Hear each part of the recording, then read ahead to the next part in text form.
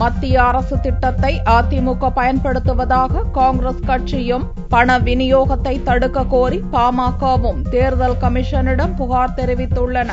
தமிழக காங்கிரஸ் கட்சியின் வக்கீல் பிரிவு நிர்வாகிகள் திங்களன்று தலைமைச் செயலகத்தில் தேர்தல் அதிகாரியை சந்தித்தனர். மத்திய அரசின் வேலை உறுதி திட்டத்தை அதிமுக தேர்தல் விளம்பரங்களில் பயன்படுத்துவதாகவும் அதை தடுக்க கோரி காங்கிரஸ் தரப்பில் புகார் மனு தரப்பட்டுள்ளது. உடனடியாக அதிமுக விளம்பரத்தை நிறுத்தாவிட்டால் வழக்கு தொடர உள்ளதாக காங்கிரஸ் நிர்வாகிகள் தெரிவித்தனர். மகாத்மா காந்தி 100 நாள் வேலைவாய்ப்பு திட்டம் இது மத்திய அரசாங்கத்தின் கனவு திட்டம்.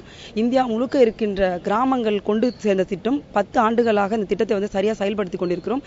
இதற்கான பணத்தை மத்திய அரசாங்கம் கொடுத்து கொண்டிருக்கிறது நேரடியாகவே. ஏடிஎம்கே ஆட்சியின் மூலமாக நான் நிறைவேற்றிக் கொண்டிருக்கிறேன் அப்படின்னு அம்மா அவர்கள் தொலைக்காட்சியில தவறான செய்தியை மக்கள் மத்தியில பரப்பிக் கொண்டிருக்கிறார்கள்.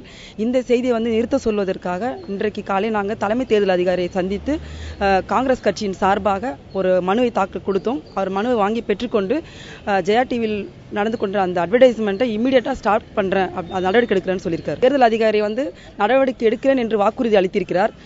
வாக்குறுதி தவறும் பட்சத்தில் நாங்கள் நீதிமன்றத்தை அணுகி இதற்கான நடவடிக்கை எடுப்போம். இதைத் தொடர்ந்து பாமக தரப்பில் பண விநியோகத்தை தடுக்க கோரி மனு தரப்பட்டது. போலீசாரின் உதவியோடு அதிமுக பண விநியோகம் செய்வதாக பாமகவினர் குற்றம் சாட்டினர்.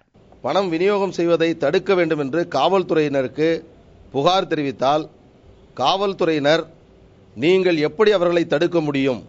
எங்களுக்குத்தான் நீங்கள் புகார் செய்ய வேண்டும், நாங்கள் அவர்களை தடுப்போம் என்று புகார் செய்பவர்களே மிரட்டுகிறார்கள்.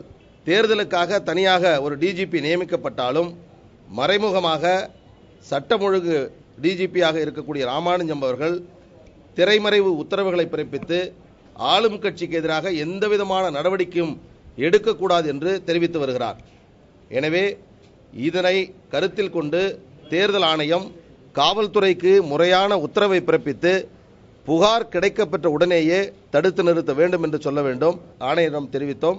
அவர் இது குறித்து நடவடிக்கை எடுப்பதாக தருமபுரி எஸ்பியிடம் பேசி இதுபோன்ற புகார்கள் வந்தால் நீங்கள் நடவடிக்கை எடுக்க வேண்டும் என்றும் தெரிவித்தார்கள். தேர்தலுக்கு 2 நாட்களே உள்ள நிலையில் அரசியல் கட்சியினரின் பரஸ்பர குற்றச்சாட்டு அதிகரித்து வருகிறது.